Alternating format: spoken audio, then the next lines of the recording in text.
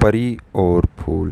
ایک دفعہ کا ذکر ہے، کسی گاؤں میں ندی کے کنارے ایک عورت اپنی دو بیٹیوں کے ساتھ رہتی تھی۔ دونوں بیٹیاں بہت خوبصورت تھیں، لیکن ہر وقت ایک دوسرے سے لڑتی جھگڑتی رہتی تھیں۔ بڑی بہن کا نام نور اور چھوٹی کا نام پری تھا۔ ایک دن نور پودوں کو پانی دے رہی تھی کہ نور نے ایک خوبصورت پھول دیکھا۔ اس نے وہ پھول اٹھا لیا۔ پری بھی وہیں موجود تھی۔ اس نے کہا، یہ پھول مجھے دے دو۔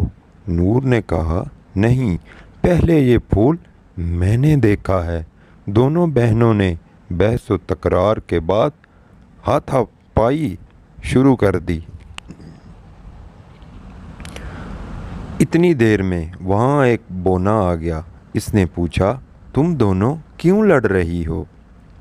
پری نے کہا، یہ پھول میرا ہے، لیکن نور نے اسے اٹھا لیا ہے اور مجھے نہیں دے رہی۔ یہ سن کر نور بولی، یہ پھول پہلے میں نے دیکھا، اس لیے اٹھا لیا، اب یہ میرا ہے۔ بونے نے وہ پھول نور سے لیا اور بولا، یہ پھول تم دونوں میں سے کسی کا نہیں ہے۔ تم دونوں میں سے جو بھی ندی پہلے پار کرے گا، یہ پھول اسی کا ہو جائے گا۔ پری اور نور ندی پار کرنے کے لیے گھاٹ پر آئیں اور دونوں جلدی جلدی اپنی اپنی کشتیوں میں بیٹھنے لگی۔ نور اپنی کشتی پر چڑھنے کے لیے آگے بڑھی ہی تھی کہ اس نے ایک خرگوش دیکھا جس کے پیر میں کانٹا چبھا ہوا تھا۔ نور نے اس کے پیر سے کانٹا نکال دیا۔ جیسے ہی اس نے اس خرگوش کے پیر سے کانٹا نکالا، خرگوش نے ایک طرف اشارہ کرتے ہوئے کہا کہ تم یہ چھپو لے لو، اس سے تم جلدی ندی پار کر لو گی۔ نور نے وہ چپو لیا اور کشتی میں سوار ہو گئی۔ دوسری طرف پری اپنی کشتی میں بیٹھی یہ سارا منظر دیکھ رہی تھی۔ اس نے زمین سے پتھر اٹھایا اور خرگوش کو دے مارا۔